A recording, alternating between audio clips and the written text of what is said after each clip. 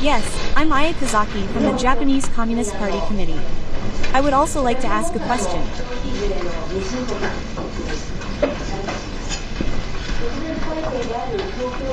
About the non-filing of consumption tax.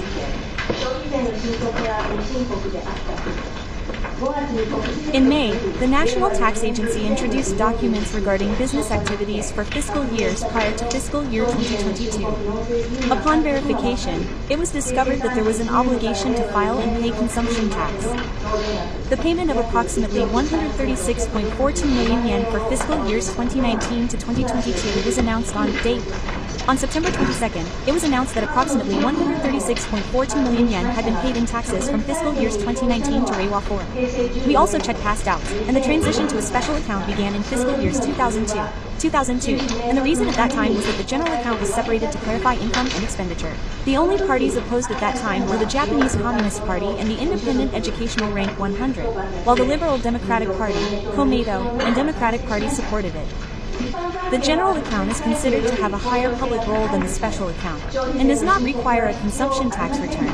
But since the Tokyo Metropolitan Housing Project was separated from the general account and held as a special account, a consumption tax return is now required. Well, when I asked about this, I was told that they didn't know about it. I had doubts about this perception itself. Another thing I wondered about was whether the tax reporting and payment related to special accounts was left to the competent authorities and there was no system in place to check it all over. I would like to ask about the things I want to know and the points I am unsure about. When did the construction of coin parking lots in the parking lots on the premises of Metropolitan Housing start in the Metropolitan Housing Business Accounting? Also, how much land was rented out for this purpose in fiscal 2024?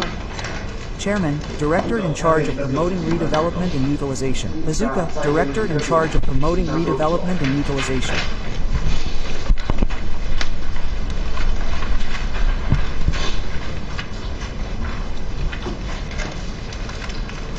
We began constructively installing coin parking lots in fiscal 2014, and from fiscal 2018, we expanded the target housing complexes and began full-scale installation.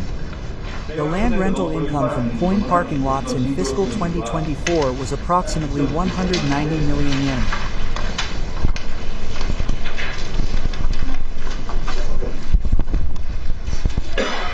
So when did the installation of solar panels start? Also, how much was the sales income from the corresponding power generation in fiscal 2024? Chairman, Director in charge of Construction Promotion, Director in charge of National Construction Promotion.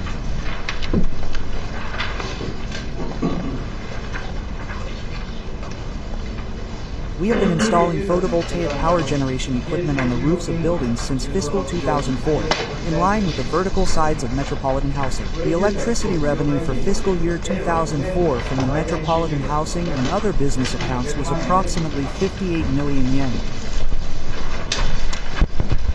Chairman, I would like to ask about other items that are subject to wind sales. Chairman, Director of Housing Strategy. Sato, Director of Housing Strategy.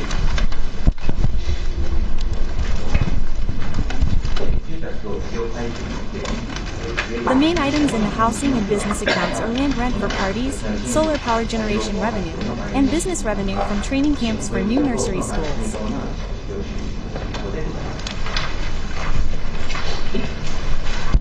Excuse me. Full-scale implementation of coin-operated parking lots in the metropolitan housing premises, which are subject to taxable sales for consumption tax, began in fiscal year 2018, Heisei 30, and the installation of solar panels began in fiscal year 2009, Heisei 16. This means that there were no taxable sales for consumption tax for these two businesses in fiscal year 2002, Heisei 14, when the special account for the metropolitan housing and other business accounts was transferred. However, there may have been joint construction of facilities related to advance payments.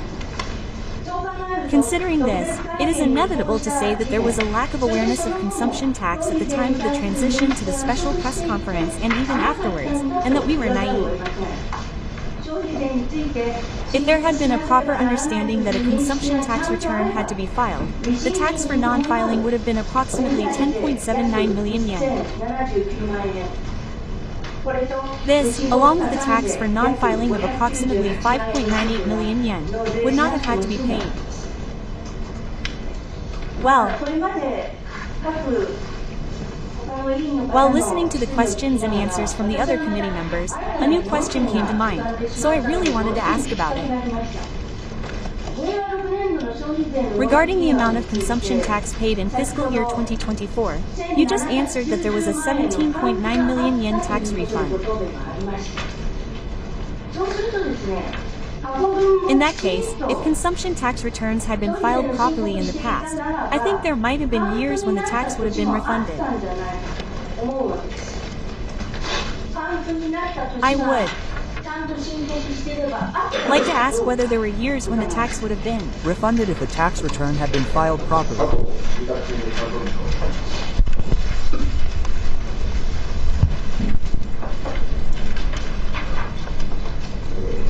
Committee Chairman and Supervisor Sato, Director of Housing Department. Yes, there was a question about this, but I think that these documents will not be available, regardless of the year of storage. Let me explain in general terms.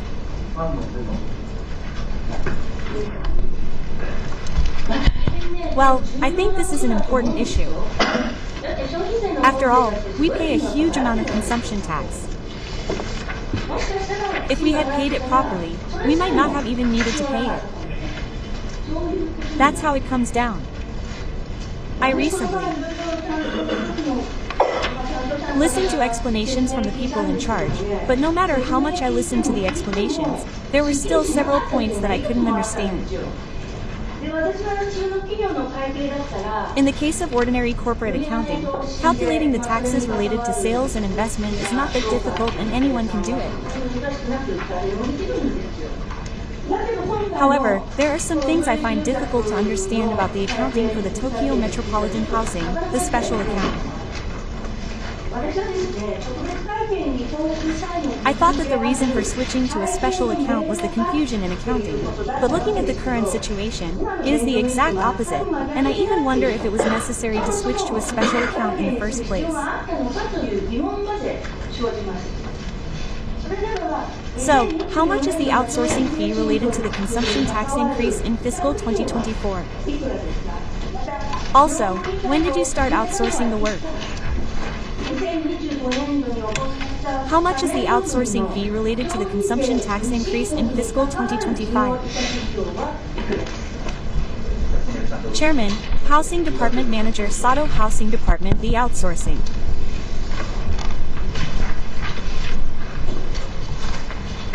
fee for the consumption tax return for fiscal 2024 was approximately 2.3 million yen, and outsourcing of the business portion began in fiscal 2024, when we filed the return for the fiscal 2023 business. In addition, the amount of work for the consumption tax return for the additional fiscal year conducted in fiscal 2025 was approximately 12 million yen.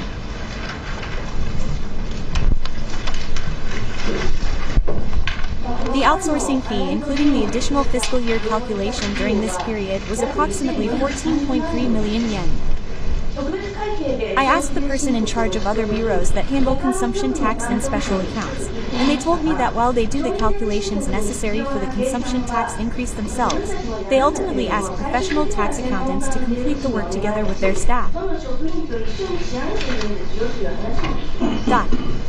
This is a stern point that if they had recognized that the consumption tax increase would be necessary at the time of the special press conference, they would not have become an undeveloped state by receiving the wisdom and advice of experts at that time.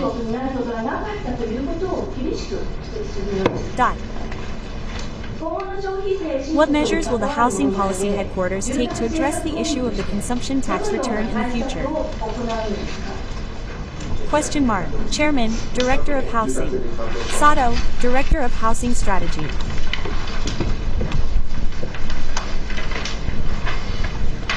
We will take measures such as measures to prevent returns that have been set based on the results currently being obtained by the General Affairs Bureau.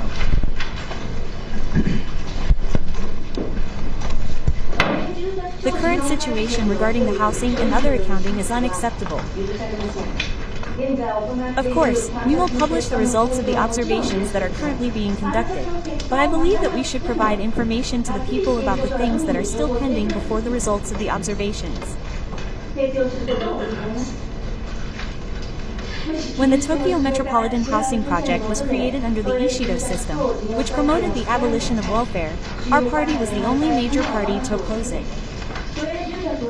Tokyo Metropolitan Housing is a system to guarantee the right to live for Tokyo residents, and the fact that it was made a special account at the time with the aim of reducing the number of units managed and increasing usage is a problem. We demand that the Tokyo Metropolitan Housing Project be returned to the general public.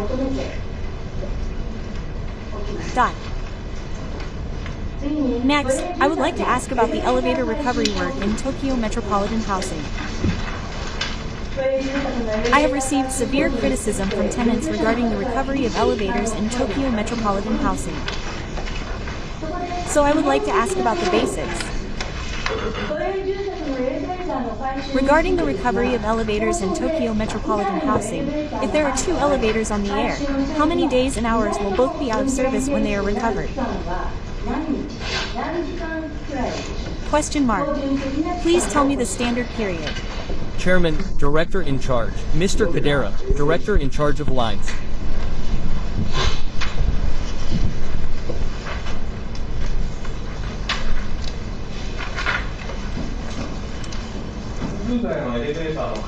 When recovering multiple elevators, it is necessary to set up temporary scaffolding in the roadway and to replace the control panel, so it is necessary to release the operation control of each elevator, and the situation varies depending on the elevator model and the structure of the building, etc. In many cases, elevators are stopped for several hours per day, 24 hours a day, for about 56 days.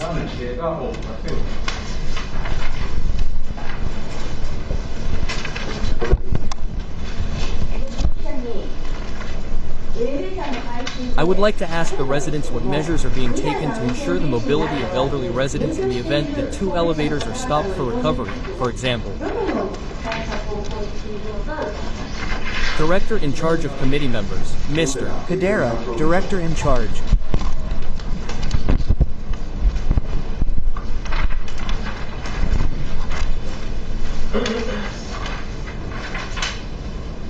We Notify residents in advance of the date and time of the stoppage of operations, and we have released staff assist residents with stairs and luggage transportation.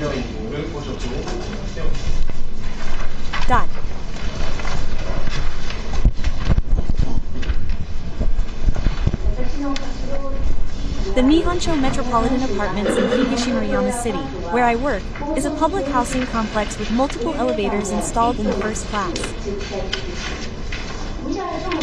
An explanatory meeting was held for residents to explain that both elevators would be stopped, but I received an angry phone call from someone who was unable to attend. They said that both elevators would need to be stopped for construction, but the number of days that both elevators would be stopped is too many. The tenants are elderly, and if the elevator stops, they will be trapped in their rooms, which is the same as saying that they will be in their rooms. The question was who would be responsible if they suddenly fell ill. When I asked the person in charge, they explained that there was some construction work that could not be done unless both elevators were stopped, but the notice posted by the elevator said this.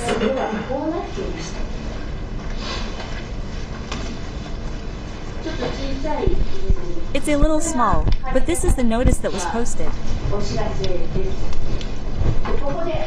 The parts in red here are the times and days when the elevators will be stopped.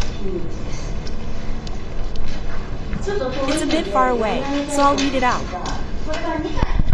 This is the period when both elevators will be stopped. The first was from 9 a.m. on July 24th to 6 p.m. on the 26th. If you calculate this, it comes to 57 hours over 3 days. The second was from 9 a.m. on July 28th to 6 p.m. on August 1st, for a total of 105 hours over 5 days. The third was from 9 a.m. to 6 p.m. on September 8th, for a total of 18 hours. The fourth was from 9 a.m. on October 28th. 2. 6 p.m. on the 30th, for a total of 57 hours over 3 days. And the last was from 9 a.m. to 6 p.m. on the 4th, for a total of 18 hours.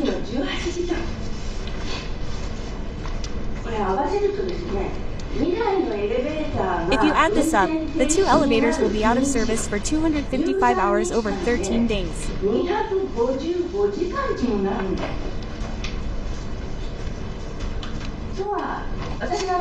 When I made an inquiry, I was told that the time both elevators will be out of service is the minimum.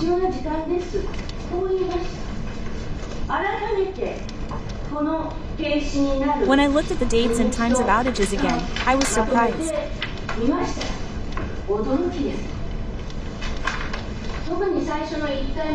In particular, during the first and second periods, from July 24th to August 1st, they only operated on the 27th, and were out of service every day the rest of the time. I also heard that a tenant contacted the public utility about this issue. The response was terrible. I have also received reports like this. The residents include elderly people, people with disabilities, people who are sick, people who need a passport, people who need to go shopping, and people in various situations. First of all, it is necessary to provide a thorough explanation so that the tenants can understand. However, I also believe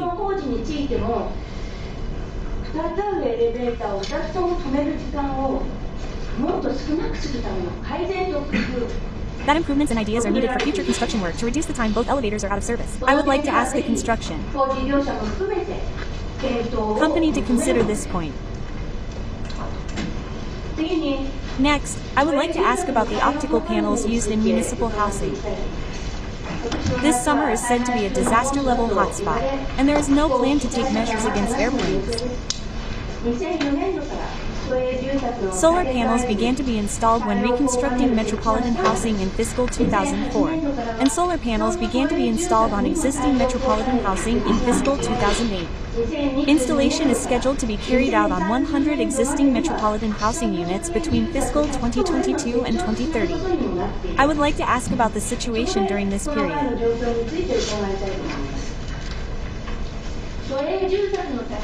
Solar panels are installed on the roofs of new buildings as metropolitan housing is constructed. How many have been installed so far? Chairman, Director of Construction Promotion, Director of Construction Promotion.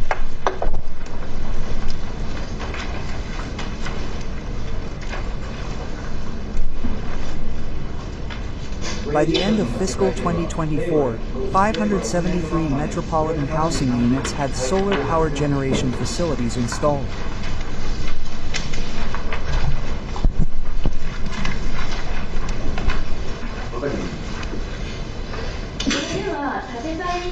Chairman, Mr. Waka, how much electricity is generated annually by the solar panels installed in conjunction with the reconstruction?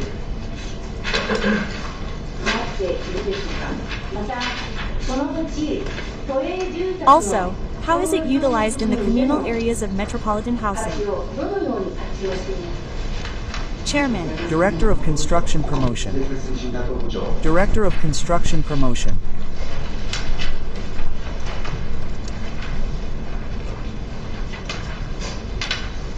The electricity generated by the solar power generation facilities installed during reconstruction in fiscal 2024 was approximately 2.9 million kilowatt-hours.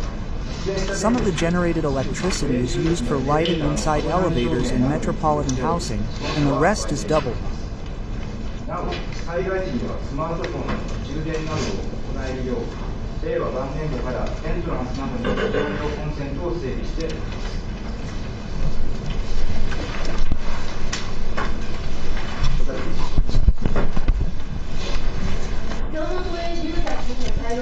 What is the installation status of the solar power generation facilities at the metropolitan housing complexes in Kazaki? What is the electricity generation capacity of the solar power generation facilities at the metropolitan housing complexes in Kazaki, and how is it utilized? As of the end of fiscal year 2024, 326 solar power generation facilities have been installed at the metropolitan housing complexes in Kazaki. The electricity generation in fiscal year 2024 was approximately 4.6 million kilowatt hours. The electricity generated by the facilities installed since fiscal year 2022 has doubled. Furthermore, in existing high-rise housing, we have installed common outlets in the entrance hallway since fiscal year 2022 to allow for the charging of smartphones and other devices in the event of a disaster. The solar panels installed as part of the vertical reconstruction of Tokyo metropolitan housing are being used in the strong areas of the installation. However, due to the lack of battery storage, it can only be used for things that require power even during the day, such as elevator lights. And everything else is being communicated. On the other hand, I believe that solar panels were installed in existing statistical housing as part of the Environment Bureau's project in fiscal years 2022, 2023, and 2024, but the Housing Policy Headquarters full-scale project will not begin until fiscal year 2024. And all the electricity generated from the solar panels installed in existing metropolitan housing is being sold. Here, even though solar panels are being installed on the roofs of the same metropolitan housing, there is a difference in how the electricity generated is used between the replacement and existing buildings. The replacement is being done with a special account, so the electricity can also be used in metropolitan housing, but the installation in the existing buildings is being done with a general account, so it is being used for facilities that have priority over metropolitan housing. I have also heard this story many times, but I cannot accept it. Why is the solar high-temperature heat generated there, even though they are the same facilities, and it is installed in metropolitan housing? I strongly request that it be used in metropolitan housing. Now, as a project of the Housing Policy Headquarters, we are also working on responding to radiant housing and installing solar panels. Regarding the installation of solar panels on radiant housing, what are the results so far and how is the electricity generated by installing solar panels being utilized? Also, storage batteries are installed on radiant housing, but who bears the cost of installing the storage batteries? Mr. Suzuki, Director of the Housing Department, Chairman's Office. With the aim of creating an environment where existing private apartment buildings can easily introduce solar power generation equipment, we have been promoting the installation of solar power generation equipment and storage batteries in existing radiant housing since fiscal year 2022 at the expense of the government, and by the end of fiscal year 2024, we have installed a total of 85 units.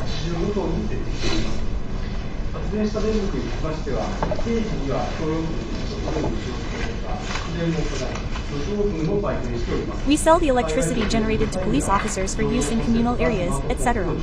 In the event of a power outage in a disaster area, the emergency concept can be used to charge smartphones, etc. The other day, I had the opportunity to meet with the autonomous teachers of the radiant housing. At that time, the topic of solar panels came up. As part of a project by the Tokyo metropolitan government, solar panels were installed, and the electricity generated there is being used in the common areas of the radiant housing. The Residents Association officials said that since a power storage facility has also been installed, they are able to use the electricity for their own purposes without selling it. They said that they would like all the buildings to have solar panels installed as soon as possible, as the burden of electricity bills for common areas is also heavy amidst the ongoing price action. I think that if it can be done in solar-powered housing, the same should be done in metropolitan housing. It seems that it can be done in metropolitan housing as well. This is serious. Next, I would like to ask about measures to address rents, etc. The rise in rents continues unabated. The average rent for a one-room apartment in the 23 wards of Tokyo is 103,938 yen, a significant increase of approximately 29% from September 2024. In properties close to stations or properties that have not been in operation for long, the average rent for a one-room apartment is in the 110,000 yen.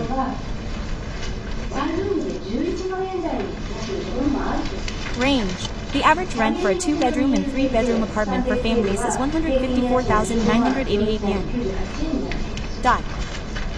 Amidst the prolonged rise in prices, there is a growing number of serious cases where people are unable to pay their rent, and we are also receiving an increasing number of inquiries from people who are troubled by landlords asking them to raise their rent. Recently, many of the problems facing Tokyo residents have become housing-related issues. The Tokyo Landlords Union Federation of Bar Associations conducted a 100-point hotline for rent increase troubles on August 31st as part of its research, and 30 consultations were received in about 4 hours. Of these, 70% were about rent increase troubles, such as people who were troubled by the fact that their management company had changed and their rent had increased from 62,000 yen to 80,000 yen, or people who were already living on the edge due to rising prices and other factors, but were unable to pay. After that, the calls for consultations continued to pour in, and it was reported that more than 90 consultations had been received by September 8th. I have also heard that the Tokyo Landlords Union Federation of Bar Associations and Bar Associations will hold another 100-point hotline for rent increase troubles this month. I believe that in order to make Tokyo a place where Tokyo residents can live with peace of mind, the Tokyo metropolitan government needs to strengthen its efforts. Since June, the Tokyo metropolitan government has been posting on its website specific examples of consultations and how to deal with rent increase troubles caused by changes in ownership of rental housing.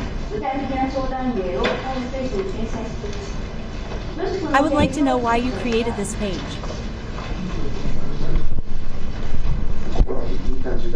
Director of the Private Housing Bureau, Mr. Kamachi, Director of the Private Housing Bureau, as a protection and economic measure for owners. We have been receiving inquiries such as unilateral requests for rent increases without any political party freedom. So we have achieved this standard as a warning.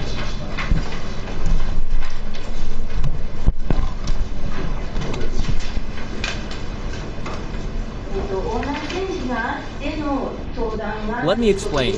You mentioned inquiries related to changes in ownership, but when we and other housing-related organizations receive inquiries, the overwhelming majority of them are inquiries from landlords who have asked for rent increases even without changes in ownership.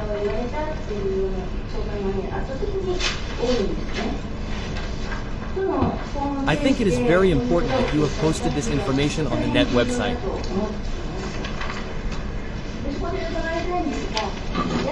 So, I would like to ask, given the seriousness of the rent increase disputes, is there a consultation desk in Tokyo where people can consult about rent increase disputes? Director of the Housing Bureau, Mr. Kamachi, on the 3rd.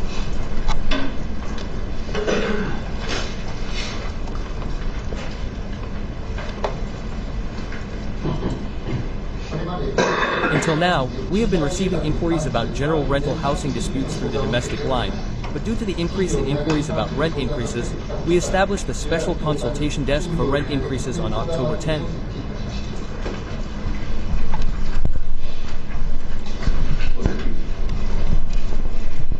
I would like to ask about the number of inquiries to the consultation desk in Tokyo. I would also like to know about the consultation system and the number of calls. Chairman, Director of the Housing Bureau. Director of the Private Housing Bureau, Mr. Kamachi.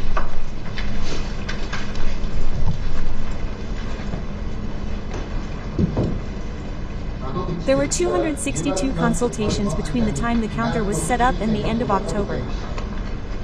In order to minimize the waiting time for those seeking advice, consultations are handled in 3 rounds by specialists who are familiar with rental disputes, and they are also handled at the counter.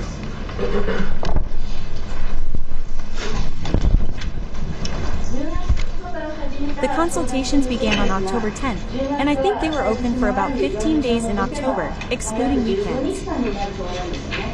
The fact that there were 262 consultations in those 15 days is a sign that there are many people who are in trouble. I feel once again that preventing rent increase disputes is a major role. I heard from the Tokyo Land and Tenants Union Federation, which is working on the Rent Increase Troubles 100 hotline that I mentioned earlier, that many people have come to the counter thinking that they cannot refuse if their landlord asks them to. Therefore, in order to prevent trouble, I think it is most important that rent increases are decided through discussion and agreement between the landlord and tenant.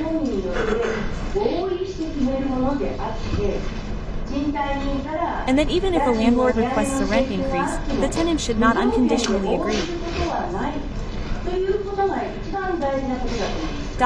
I think it is necessary to make this known to the citizens of Tokyo more widely. Should we also actively utilize digital signs for candidates in the Tokyo metropolitan government, subways, and advertisements in public spaces? Question mark.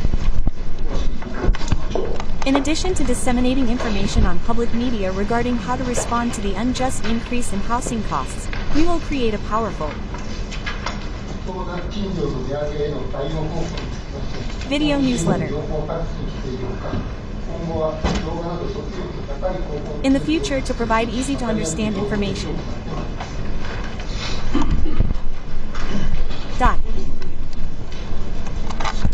We were talking about highly effective tools for candidates, but we would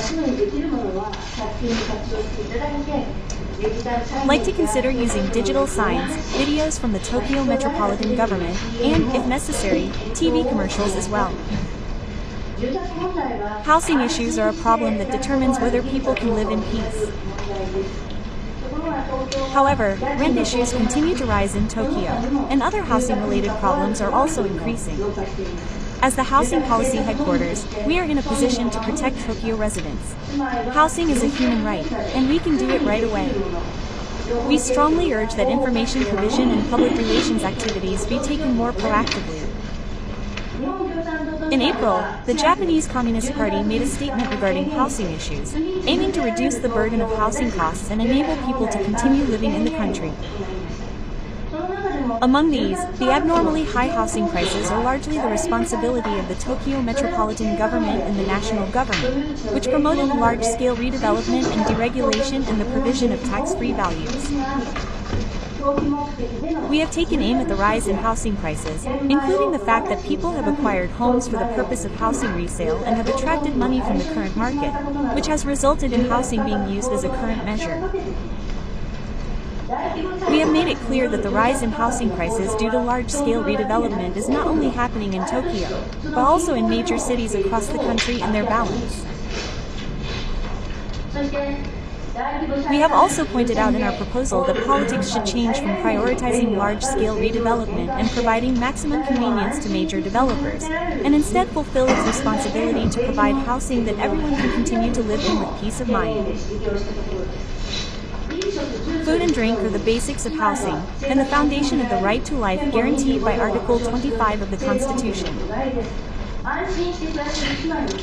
Providing people with a stable supply of food is a responsibility that politics must fulfill to the people. From the standpoint of housing human rights, it is necessary to correct the distortions of the large-scale development deregulation policy and make Tokyo a place where people can continue to live. Next, I would like to ask a question about the target for the supply of public housing. The Japanese Communist Party has recently pointed out that the number of Tokyo residents struggling to find housing is increasing, and has requested the construction of new municipal housing, the creation of housing upgrades, and the creation of rent subsidies. However, the Tokyo metropolitan government has no budget for new construction of municipal housing this fiscal year, and it has been 26 years since new construction of municipal housing. The demand for new construction of municipal housing is growing, so why is no new construction of municipal housing being carried out? I would like to ask questions to clarify this. First, the Tokyo Metropolitan Housing Master Plan 2022 sets a target for the supply of public housing, which is to supply 171,000 units of public housing over a 10-year period by 2030.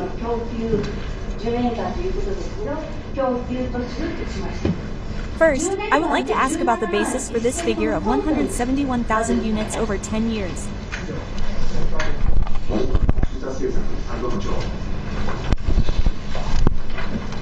Regarding the 171,000 units mentioned by Mr. Naga, Director of Housing Policy, Mr. Yama, Director of Housing Policy, this is a target for the supply of municipal housing in Tokyo during the current planning period based on the Basic Act on Daily Living, and is calculated using the Housing Supply Target Setting Support Program.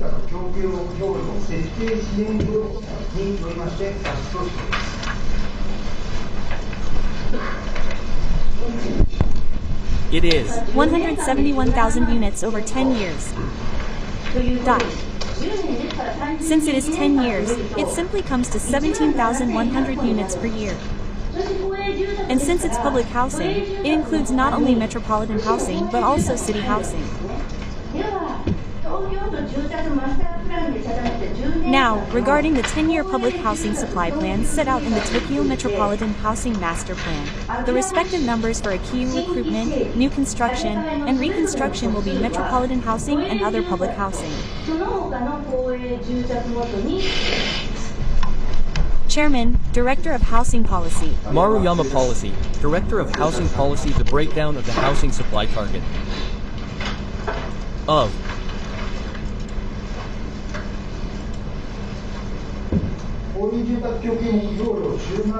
171,700 units is as follows. Akiyu recruitment, construction, and reconstruction, 131,040 units, 1,230 units, and 39,430 units, respectively. As for the calculation, for Akiyu recruitment, 121,000 units will be metropolitan housing, and 10,000 units will be other public housing. For new construction, all units will be other public housing. For reconstruction, 39,000 units will be metropolitan housing, and 400 units will be other public housing.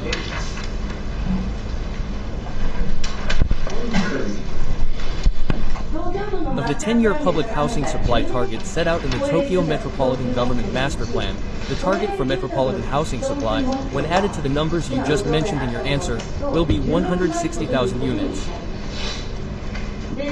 So, this is for 10 years. So if we simply look at it in terms of 1 year, the annual supply target will be 16,000 units. Now, I would like to ask about the number of successful applicants and alternates for the regular lottery system for metropolitan housing in fiscal 2024. Chairman, Director of the Bureau of Metropolitan Housing. Director of the Bureau of Metropolitan Housing.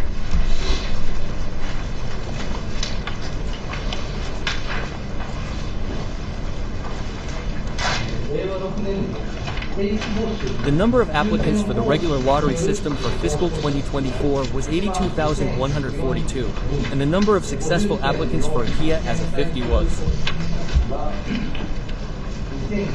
2,952. The number of alternates for Aspire and other housing that are expected to occur in the future is 4,855. Chairman, in addition to regular recruitment, recruitment for metropolitan housing also includes recruitment on an ongoing basis and recruitment using a point system. But I believe that the numbers you just gave are accurate.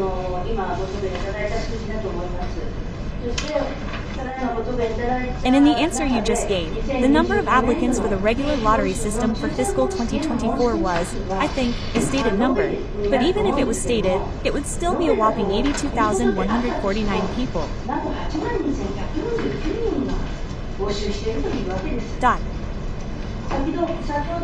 The target for supplying metropolitan housing over the next 10 years, as mentioned earlier, is 160,000. The target for supplying metropolitan housing in the master plan is 160,000 units, but as was mentioned in the answer earlier, 121,000 units will be available for the fall recruitment.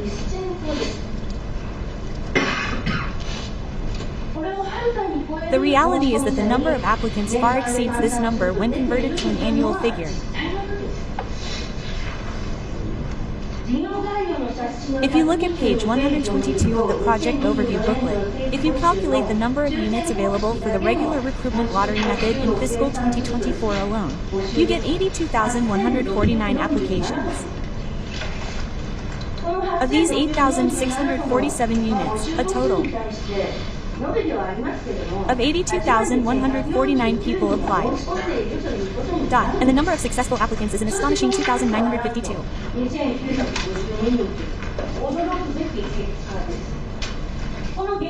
I think this reality clearly shows the problematic nature of the master plan in terms of how it is out of touch with the reality of the lives of Tokyo residents.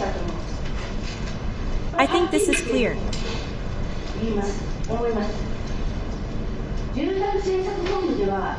I thought that the Housing Policy Headquarters kept the documents of those who applied for metropolitan housing but were not successful. However, they do not even keep them.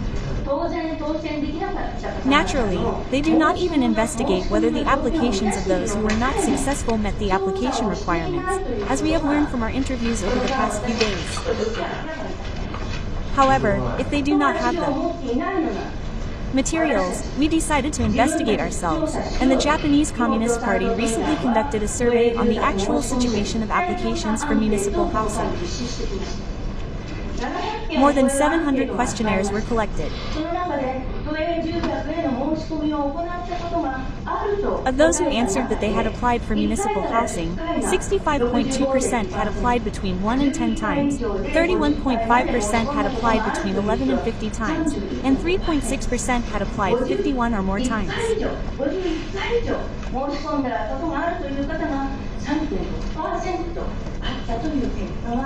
Among them, we received many individual voices.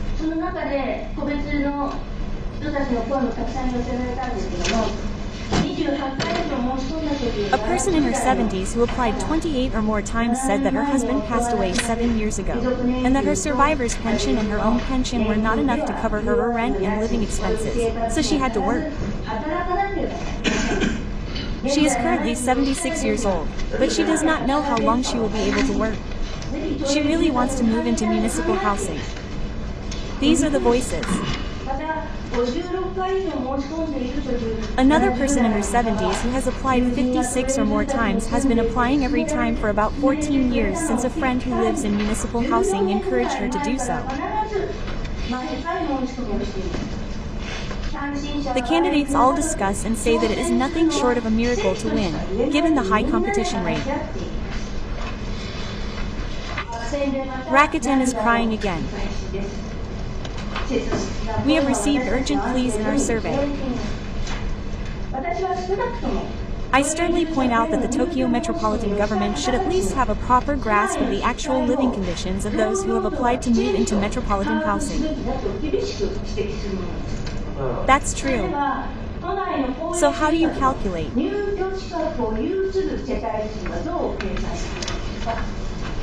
The number of households eligible to move into public housing in Tokyo.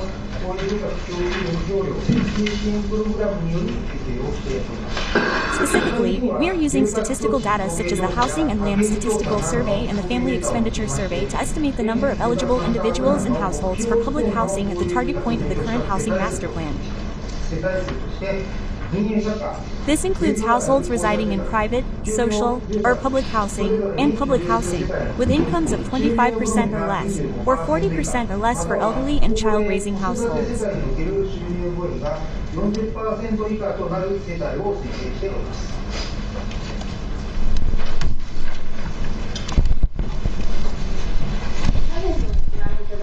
Please see the panel. In short, as I just heard in the answer, the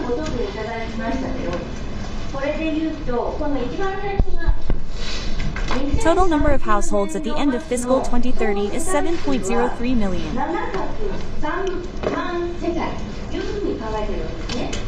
Of these, as you just mentioned in the answer, this was estimated to be the number of people who would be eligible to move into public housing over a 10-year period. The estimate is shown here. This is the number of households. This is for 10 years. Since this is the number of households over a 10-year period, it would be 68,800 households if we simply look at it per year. Dot. This is the estimated number of households eligible to move into public housing. Dot. In principle, I believe that this is the number of households that would be able to move into metropolitan housing if they applied over a 10-year period.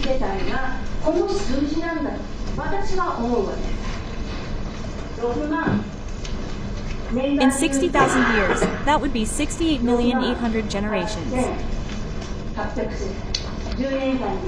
In 10 years, it would be 688,000 households, as written here. However, as was made clear in the answer earlier, the number of winners in the regular lottery for fiscal 2024 was 2,952. The number of alternates expected to appear in the future for the autumn housing, etc. is 4,855. Dot. Well, there are also other recruitments such as occasional recruitments and monthly recruitments, so I think the number will increase a little more, but even then, not all alternates will be able to move in. To reiterate, it is estimated that 68,000 households are eligible to move into public housing in a year, but only 2,952 people were selected through the lottery system for the regular recruitment of autumn housing for metropolitan government housing. This is an amazing ranking. In the first place, even if you are eligible to move into public housing, you cannot move in because there are only a few vacant units in metropolitan government housing. A survey by the Japanese Communist Party Diet members also revealed that there are many people who are eligible to move into metropolitan government housing but have not been able to do so for many years, and that there are people who have not been able to move in for more than 10 years. Dot. So, I would like to ask you about the target population for metropolitan government housing. You answered that it is households that are struggling to find housing, but what kind of situation do you mean by that?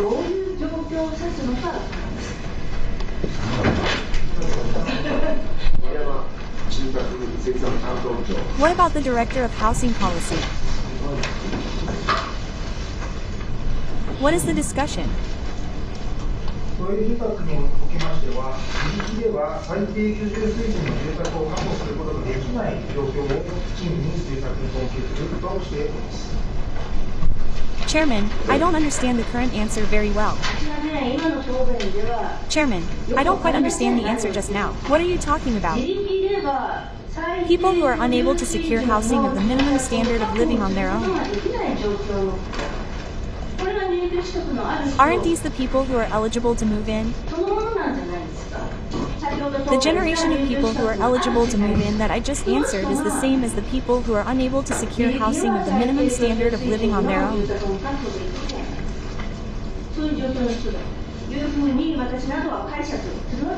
That's how I interpret it. I think it's the role of the Tokyo metropolitan government to first enable households that are eligible to move in. A survey conducted by the Japanese Communist Party showed that about 30% of people wanted to move in because they did not meet the strict eligibility requirements for metropolitan housing, households other than the elderly. Dot. It became clear that young people and single people under the age of 60 are all in difficult situations. Dot. Many serious living conditions were reported. I would like to introduce some of them. A family in their 40s with children said, if we can move into a municipal housing with a high rent despite our low income, we can use the money we save for education expenses, save money, and reduce our anxiety about the future. A family in their 50s with children said that they wanted to move into municipal housing to support themselves after a divorce, but they said that their income was too high because they were working day and night. Their child is a student, so they are paying for his her school fees while working part-time. They said that they are in a very difficult situation because they are not earning enough to support themselves if they get sick. Their income is also too low. They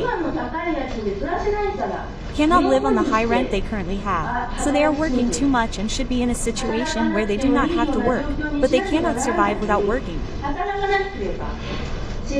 So their income is over the limit, and so on. I think this is really strange. I believe that the reality of their lives is that they would be truly struggling to find housing. In other words, the eligibility requirements for municipal housing are too strict. This is the big problem.